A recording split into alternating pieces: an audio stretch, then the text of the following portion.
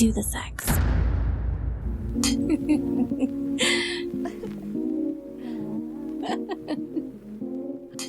Today's locker room talk topic is What the Butt? A comprehensive guide to anal play. God, you guys don't know how much I love making up the titles for these podcast episodes. Now, I know, guys, we have actually done a podcast on butt stuff before, but it was a fun one. Me and Deanna Ruby, one of your favorite guests, just talking about what we thought about butt play. I do believe it was just the two of us. Anyways, but I'm leveling up the conversation out of our teenage boy humor talks to actually inviting someone on who's going to teach you, in a bit of a more mature way, how to have some fun butt play during sex, because it's amazing. I have with me somatic embodiment coach and erotic liberation coach, Avery Dean Swift. And they have been on this show a couple of times now, four times now. And we've learned so much from them. And actually, I'm going to hand the mic over to Avery Dean to remind us which ones they have done before, and then tell us a little bit about what they offer, what they do. Awesome. Thanks, Annette. I'm happy to be back. I always have a good time hanging out and talking about sexy locker room topics with you. So thanks for the invitation. My name is Avery Dean Swift. My pronouns are they and them. And my practice as a coach includes primarily somatic embodiment and erotic liberation. I help people get out of pain and build lives cultivating and focusing on pleasure, ease, and joy. And I also do some sex education for adults and young people as well in some other parts of my life. So we're here to talk a little bit today about anal pleasure, anal play, because guess what? Everybody's got a butt. So we're going to... Everyone does. Everyone's got a butt. So we're going to talk a little bit about some ways to incorporate anal pleasure and anal play into our sex lives. I'm very excited about it. Now, remind listeners what the other episodes you were on. So the first episode that you invited me here for, we talked mainly about the erotic blueprints. And then I believe the next podcast we did was talking about the difference between orgasm and climax and how to understand and be able to separate the two, not because they are really separate. They often come together. Har, har. Aha. But when we understand the differences between those two things, we can actually cultivate more ecstatic, orgasmic states of being and kind of hold off on the climaxes, because the physical climaxes are often the things where we need a little time and space to recover.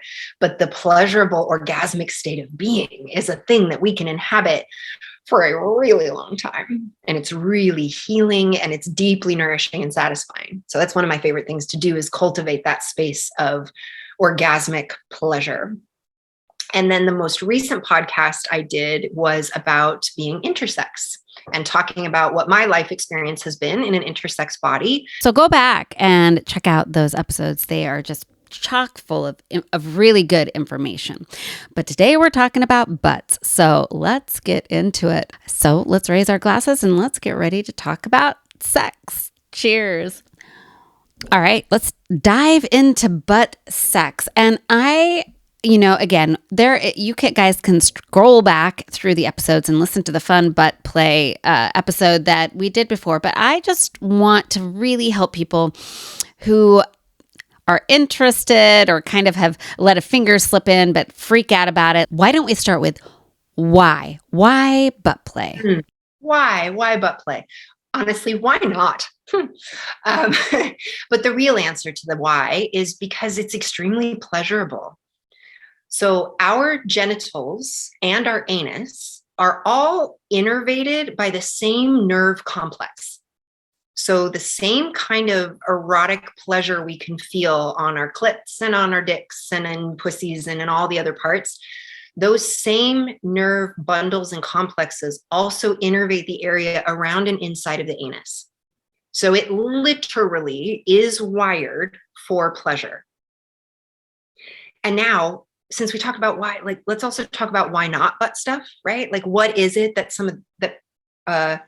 what is it that creates barriers in some people's minds or bodies, etc., to being able to freely play and pleasure and joy in that area? Well, number one is actually number two. This is an area where we release our matter from what we eat that doesn't serve us, that we don't need, right? Waste product, feces, literally comes out of that hole. And so there is good reason to be really conscious and aware of how we're engaging in that space to make sure that we're keeping ourselves safe enough and relatively clean. So we'll talk a little bit about cleanliness and how to prepare well for an experience like this to minimize the risk of coming into contact with feces. But related to that is actually, I think, the biggest reason that people don't explore here or don't feel comfortable exploring here, and it has to do with shame. We have been shamed around this part of our body for a really, really, really long time.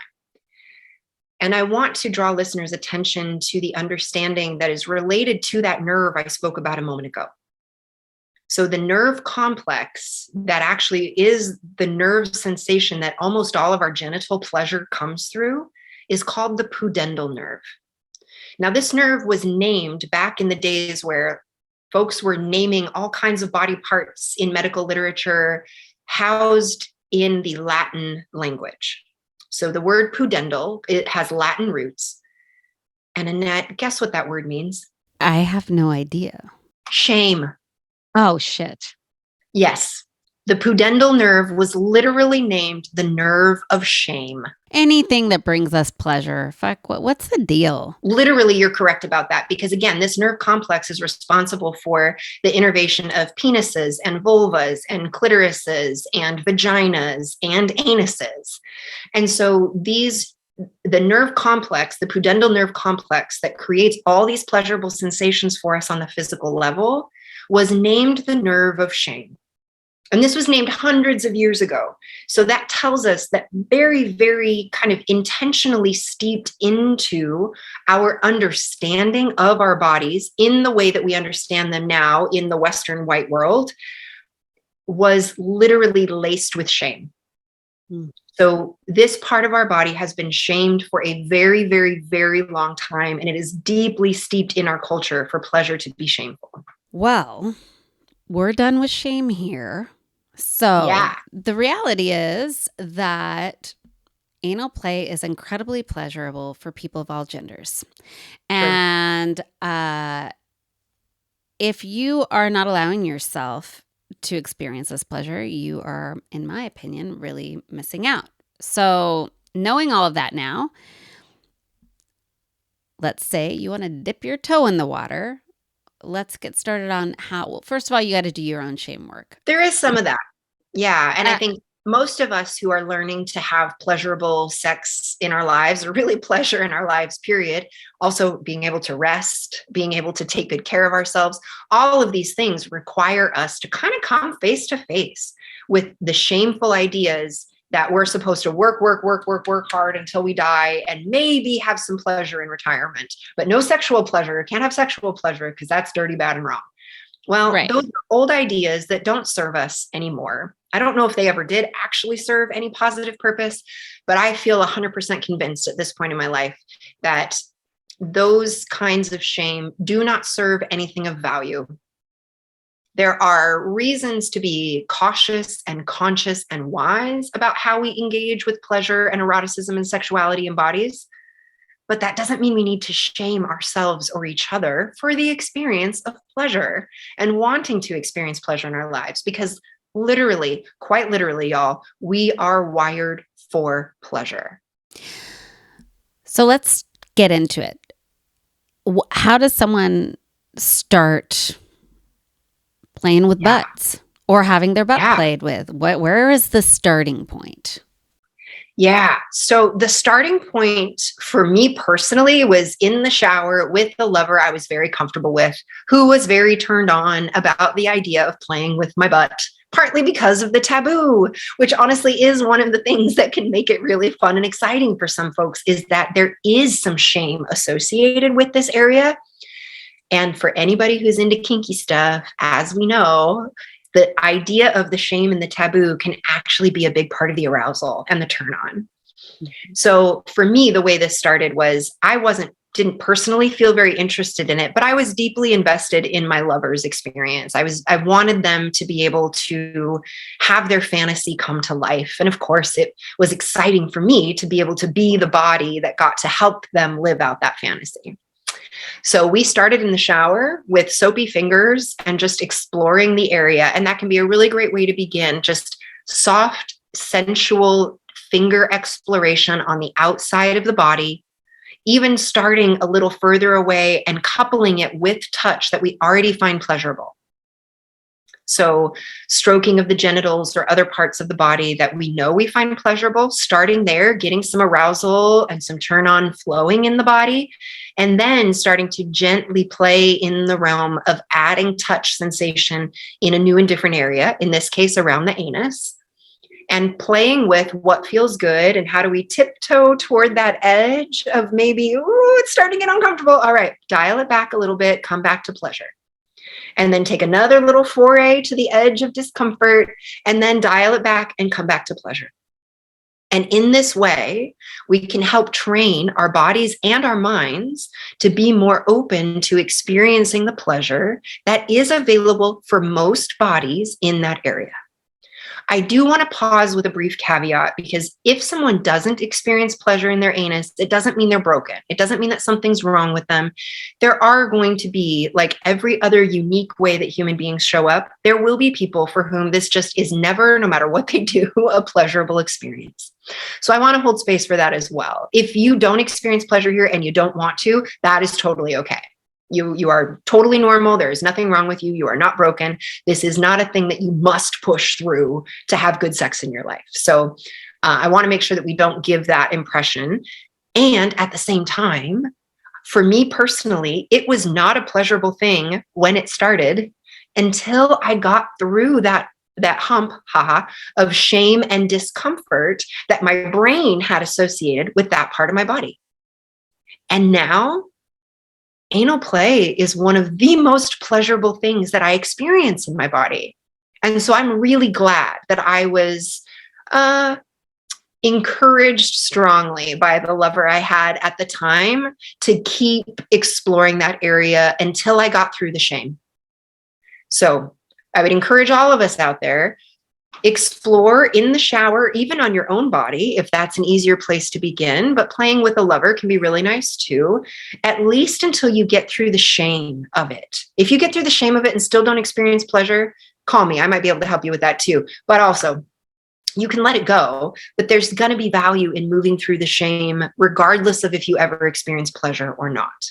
So I think there can be a positive exploration here, even if it's not pleasure-centered.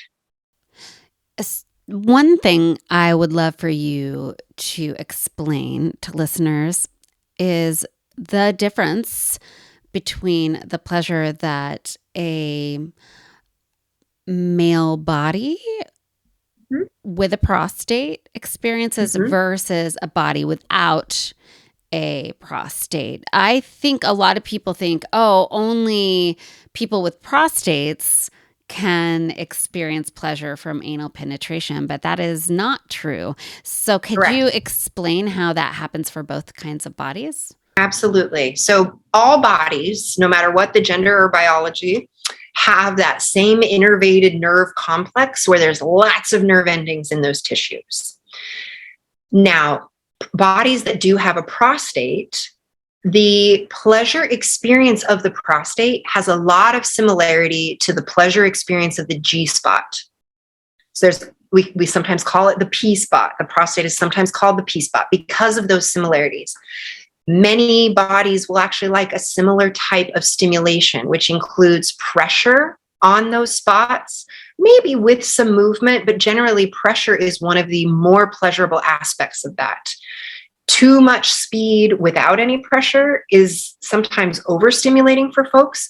So starting with slowness and pressure is a good place to begin, and then branching out from there based on what the body is experiencing and what that person is enjoying about the experience. So the prostate itself is an orgasmic place. With proper stimulation of a prostate, which doesn't mean only one thing. It's going to be dependent on the body, on the person with the prostate, because what each person likes is a little like how each vulva likes some different things. Each prostate is going to have its own set of stimulation that it really enjoys, its own bits of stimulation that are the best. But when stimulated in the way that that prostate likes to be stimulated, it can create for some folks a really powerful orgasmic climax. You've probably seen in some movies, I think it was even in one of the American Pie movies, where they made some silly riff on someone going into a sperm bank and having a nurse help them have an ejaculation via the prostate. And it is a thing that when someone knows what they're doing, it can come pretty quickly. Right. And so that is a thing that's possible with the prostate. And the G-spot also has a similar capacity to be able to have massively powerful orgasmic climactic experiences with the proper stimulation, which again, doesn't mean just one thing. It's not like I could tell you, do A, do B, then C, and you're going to have an explosive orgasm.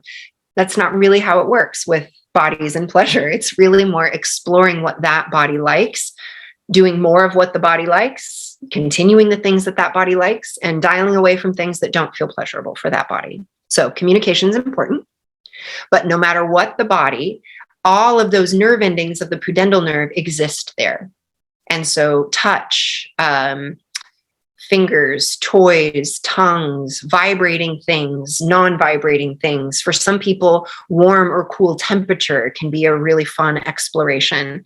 There are lots of different ways to kind of stimulate those nerve endings. And the more stimulated those nerve endings are, to a degree, we can overstimulate, but when in the right zone of stimulation, every anus can experience tremendous amounts of pleasurable sensation, and we can have Assgasms that aren't necessarily prostate focused, that are more focused around the anus and around the few inches of the beginning of that body part, of that orifice. If I had only known about Assgasms when naming this podcast, it definitely would have been in the title. I should have told you that before. I will be using the term Assgasm regularly, so listeners, get ready. Yes, get ready. I love it. But Assgasms are so great, honestly. The sphincters of the anus are really powerful muscles. And if you think about what a climax is, it is a pulsing contraction of muscular tissue in the pelvis. And the anus has really strong muscles there. So those contractions, those pulsile contractions of the anus can be incredibly pleasurable, especially when there is something inside the anus for it to grip around. So an orgasm with a butt plug in the anus, or an orgasm with a tongue in the anus, or a finger, or another kind of toy can create additional stimulation during those orgasmic and climactic pulsations that can increase the pleasurable sensations and also expand the time and space of that orgasmic experience. They can make the orgasms last longer, feel fuller, more nourishing, more satisfying, more pleasurable. How does one prepare for this kind of play if they want to avoid a ton of shit? Literally.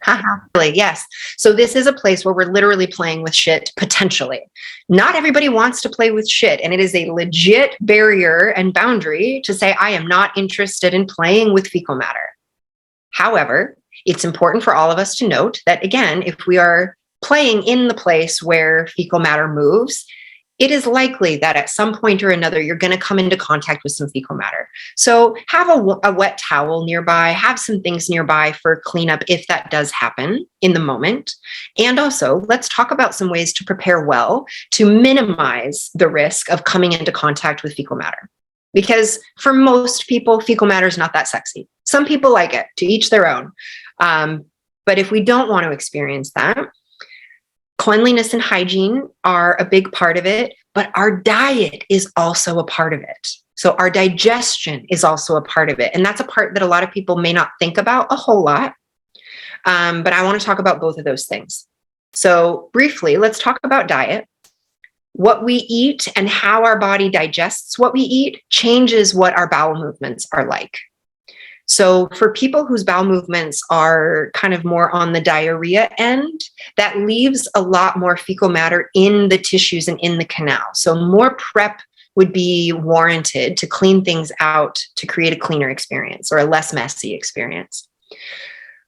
Bodies that have a lot of constipation can actually have some discomfort with anal pleasure, because if the pelvis is full of fecal matter that hasn't passed yet, it doesn't feel very good to be punching up into it for some people. For people who have pretty smooth and easy digestion, meaning our bowel movements are fairly well formed, they're relatively easy, they're soft but still very solid, they're not fluidy. That is our healthiest way of having a bowel movement, and it leaves the least amount of residue within the anus and within the rectum. Generally speaking, our fecal matter is not in the rectum itself. The rectum is more of a passageway from the small intestine to the outside of the body.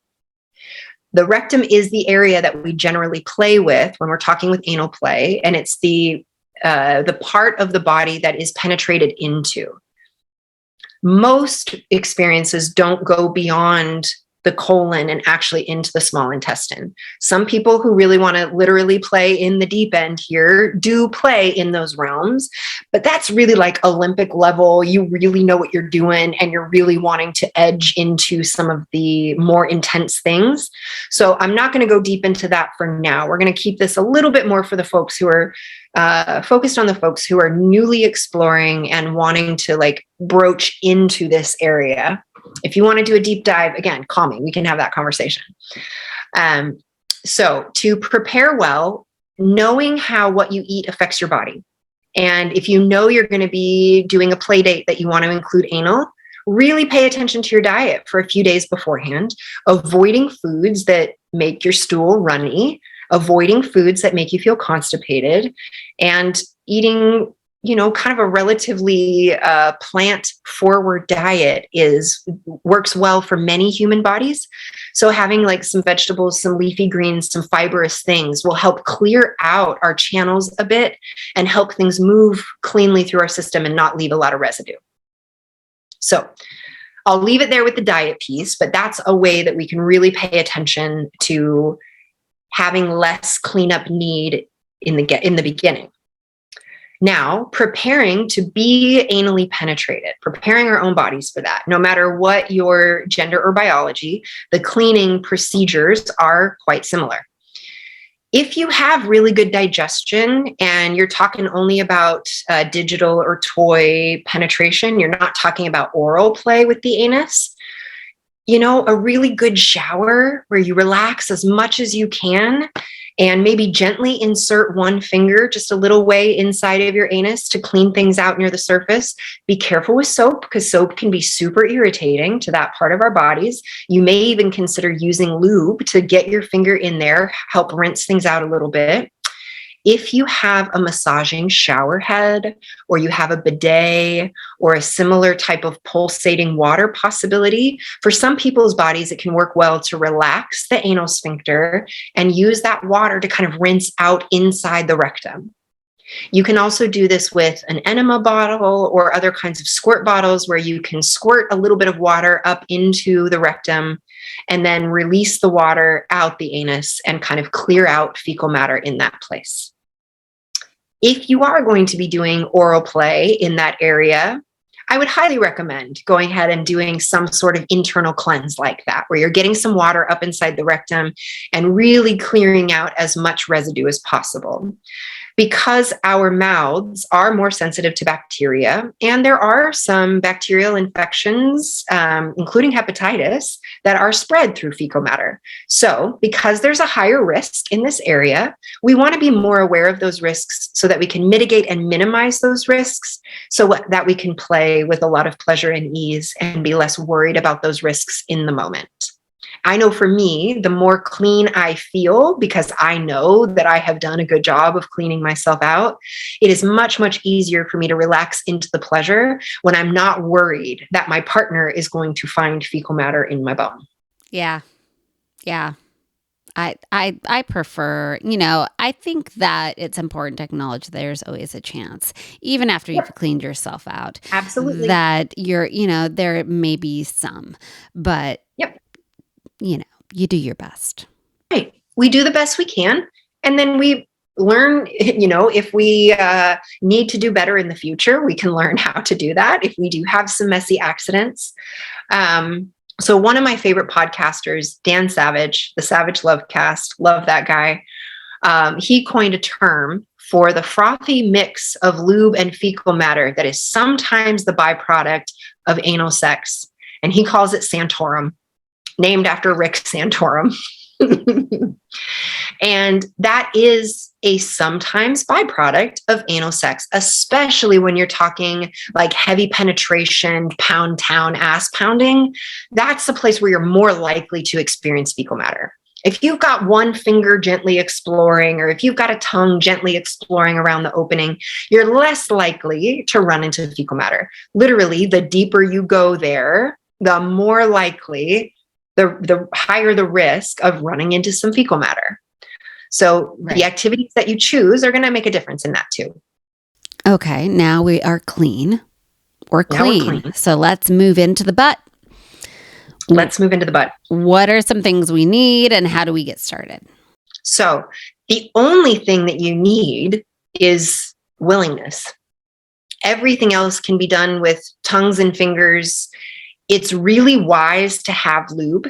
For some people, saliva is enough lube for that place, but for many people, it won't be. So I really encourage you to have a good lube that you like, that you know works well with your body. Because what kind of lube? Ooh, that's going to depend on each person's body and their experience with lube. A water-based lube is the least reactive with toys and condoms and other things, but it also goes away. It absorbs the most quickly.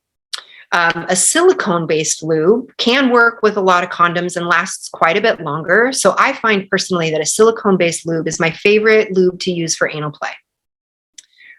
Oil-based lubes also last a long time and can hang out really well. The biggest drawback of oil-based lubes is that they do not work with latex condoms. So if you are a person who uses latex condoms as part of your safer sex practices, oil-based lubes are totally out, and some silicone lubes aren't a great bet either. So you want to make sure that you find a lube that says it can work with latex condoms if that's what you're using for safer sex. If you're not using latex condoms, then there's a little bit more space for you to use whatever lube that you like. The Sliquid brand anal lube is one of my favorites. You can get that at Shebop in Portland, as well as many other places. But I find that their particular anal lube, Sliquid, again, is the brand. That for me works really well. I like it. It works well with my body. There isn't anything about the taste or the smell that I find unpleasant or uncomfortable. And the reason we need so much lube is that the anus is not a self-lubricating orifice the way that the mouth and the vagina are. So to have penetration with an anus, even if it's just one small finger, you're gonna want lube. And this is an area where more lube is almost always better. It takes a while to get to the place where it's too much lube. They even do make lube applicators that are a little like a syringe that you can actually place the lube further up into the anus. So that's another option for lubrication in that area as well for people that really want to do deep penetrative anal activity. Sometimes depositing lube deeper into the anus is a really good idea. So you make sure everything stays nice and slick. If you are the person receiving anal penetration, be very vocal about your needs. If it feels a little uncomfortable, ask for more lube. that might be all that you need to make it more comfortable. Also, the person receiving penetration should be in charge of the depth of penetration, the speed of movement, the intensity of anything that's going on. So if you're the person topping in this scenario, if you are playing with someone else's butt, make sure that you are really deeply tuning in to what they're saying, how their body is responding, any noises that they're making.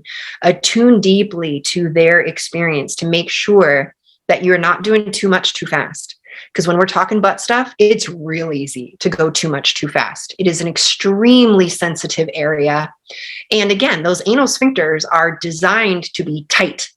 And it takes a lot of relaxation to be able to allow the anus to open enough where penetration is both possible and also pleasurable. We can push past the force of those sphincters, but generally speaking, that's an uncomfortable experience, not a pleasurable experience. So unless someone is asking you to actively push past their sphincter clenching or holding, I wouldn't recommend doing that if your focus is pleasure. Right. That it's important not to, you don't just shove it in. You could really hurt someone that way. Do not just shove it in. Not just shove it in. Mm-mm. Yeah, whether we're talking finger, dick, dildo, toy. Unless the bottom is literally saying to you, yes, please just shove it in. If you're getting that request, you could meet that request if you believe that that's okay with that person. But if you're not actively getting that request, like Annette said, do not just shove it in. Not a good plan. You are likely to shut down pleasure and activity pretty quickly by doing that. What are some of your favorite products or toys to use when first starting out with anal play? A small butt plug is a great starter toy and tool for playing in this area, for getting used to that part of our body having sensation, having touch.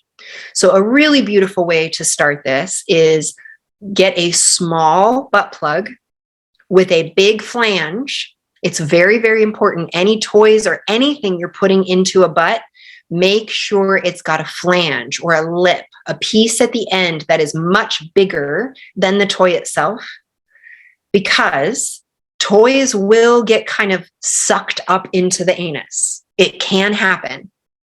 If it doesn't have a backstop, it can get sucked up into the anus and sometimes all the way into the small intestine. And the only way to get it out is to go to the emergency room and have it removed. And I promise you, no one at the ER is going to believe that you accidentally fell on whatever it is that is stuck up your butt.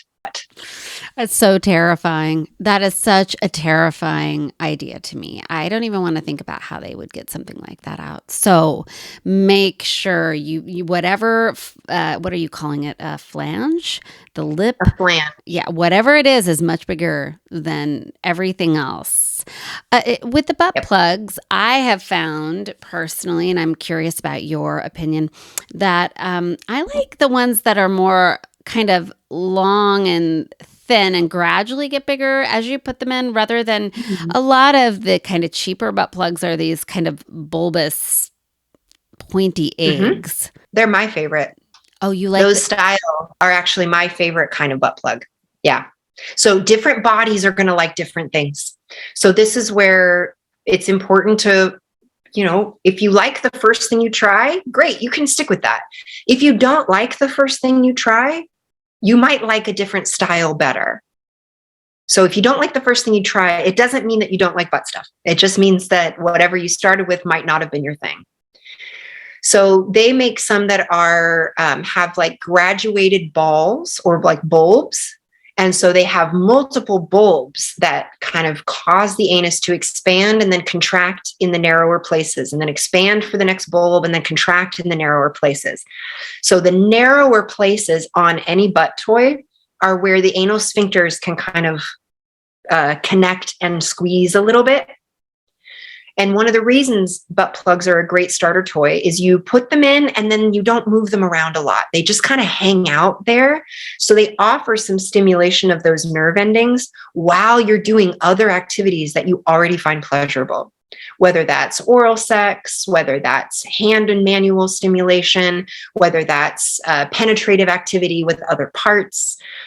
Wearing a butt plug during other pleasurable play can both help to get the butt used to being touched and can increase pleasurable sensations overall. Yeah, I have found what I really like if I'm going to have butt play or a butt plug put in or anal sex is I get out my pleasure air toy and I suck it onto my clit and it starts working away at the clit as my partner uses, whether it's he's putting in a plug or his cock or another toy. So I'm getting that clitoral excitement paired with the stimulation of the butt play starting. And that is intensely pleasurable. Yes.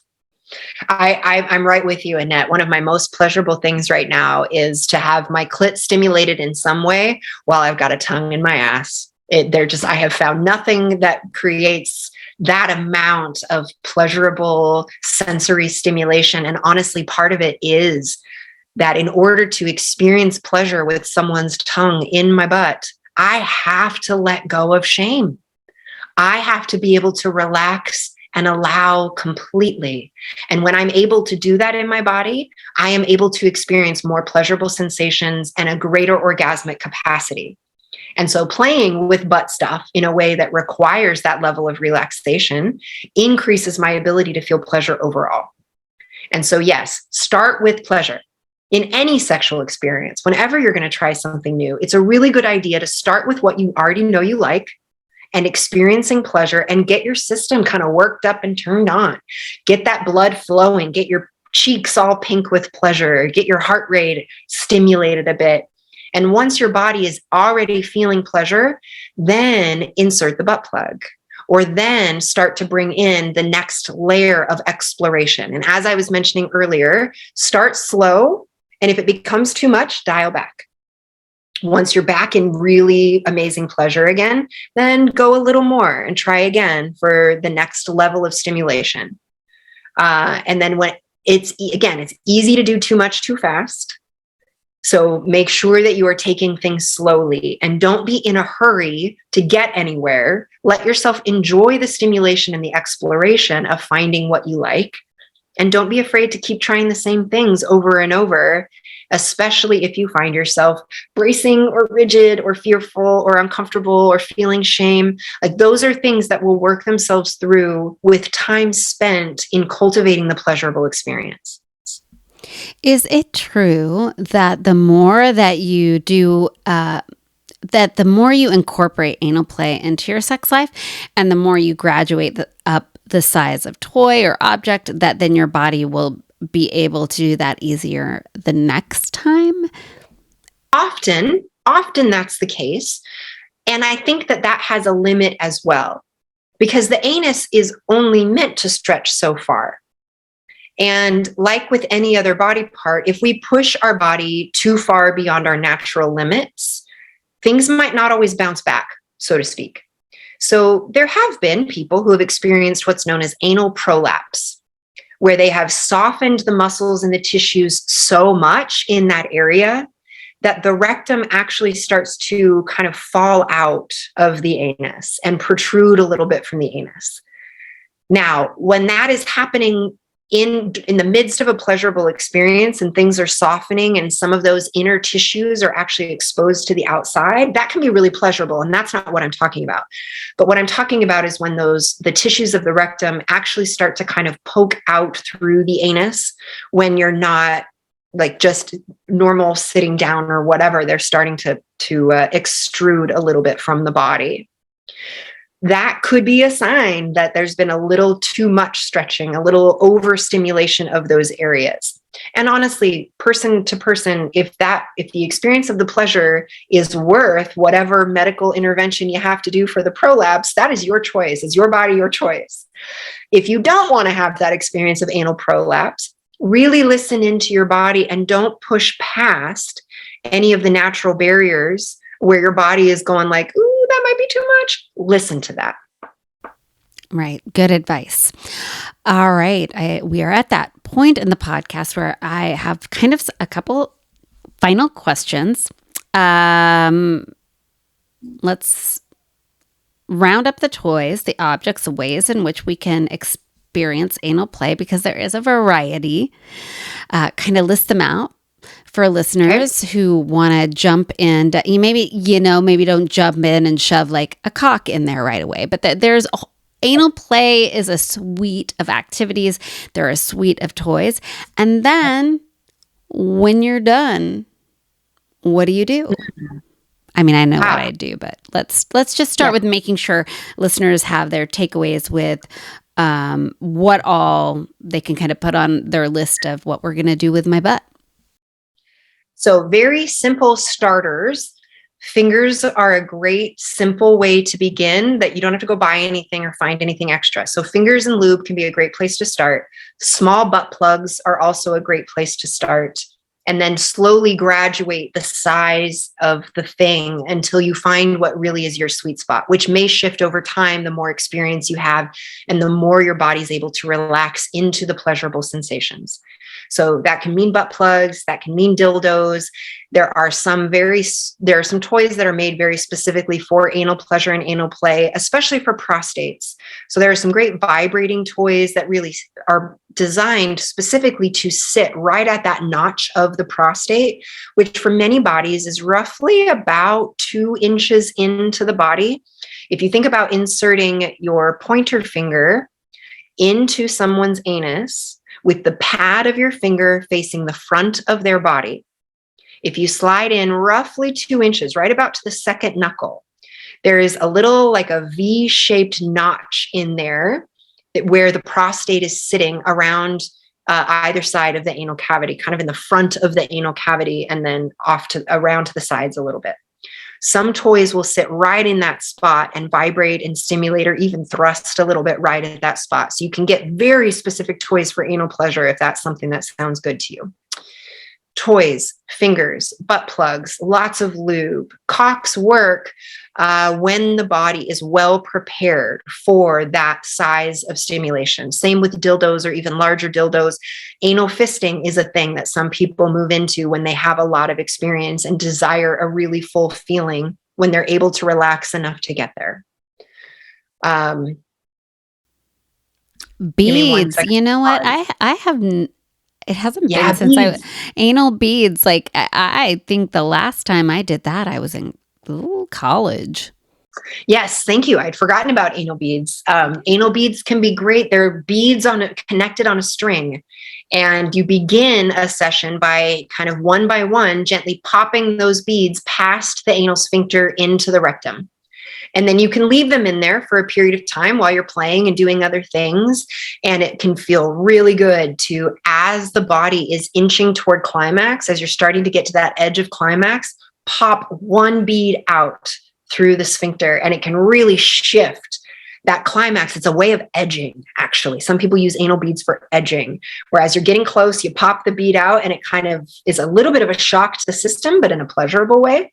So the climax may dissipate. If you get the timing right, the climax will dissipate, and then you can build and build and build to the next point of climax. And then again, right timing, pop the bead out, the climax will dissipate rather than actually climaxing.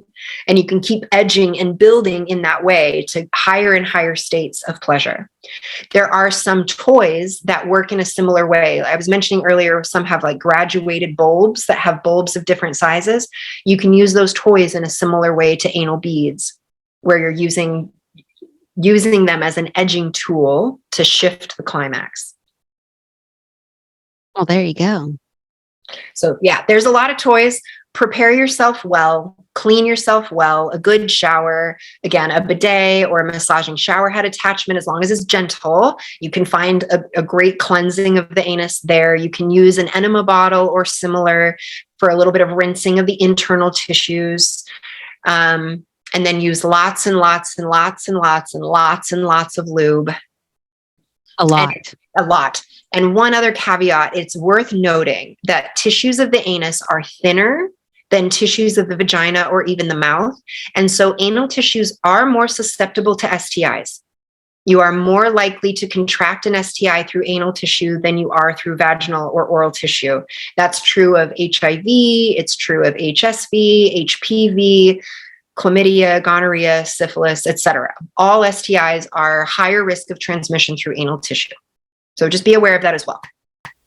Okay, and when you are, I'm just going to add in, I like to use the enema bottle. I feel like it does like a job. It's simple, it's easy. And then in the shower, I wash off the rest. That's just my personal advice.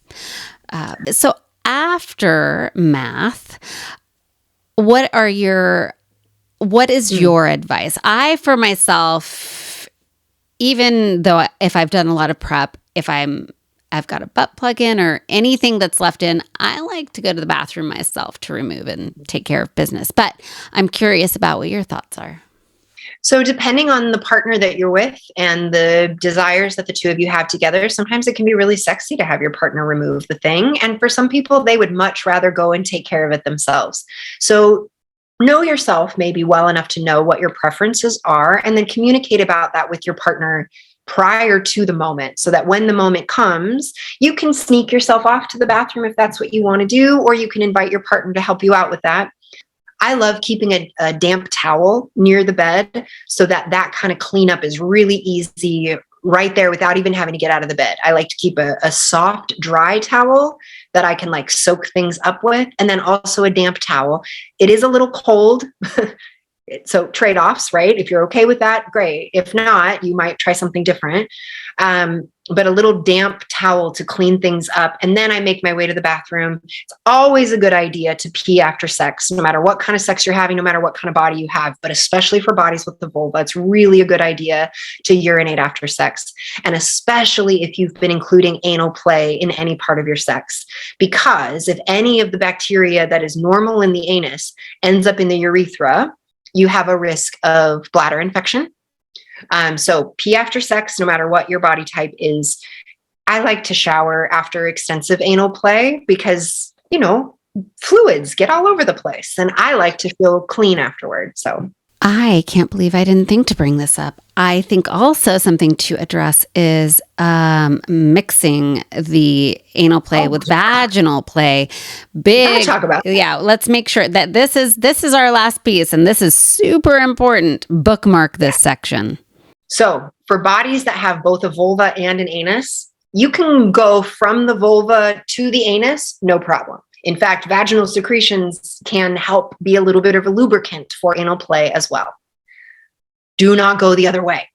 Don't go from anus to vagina, because again, the transfer of those bacteria can create bacterial infections in the vaginal tissues or in the urethral tissues that are not positive. They're not good. We don't want that bacteria in there. So toys, fingers, tongues, no matter what it is, if you've played with it in the butt, do not then put it onto the vagina. Make sure it's well washed and cleaned first.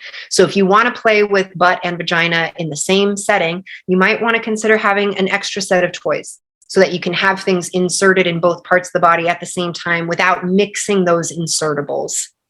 Some people also really like to use condoms over their toys, just to minimize, again, any of that bacteria getting onto or into the toy itself. I can't believe we forgot that, because I have definitely like made the mistake of, and sometimes it happens accidentally anyways, but I'll tell you what, I'll get a yeast infection or a BV infection so quick if there's any mixing of fluids. Yep. So I'm very careful about that.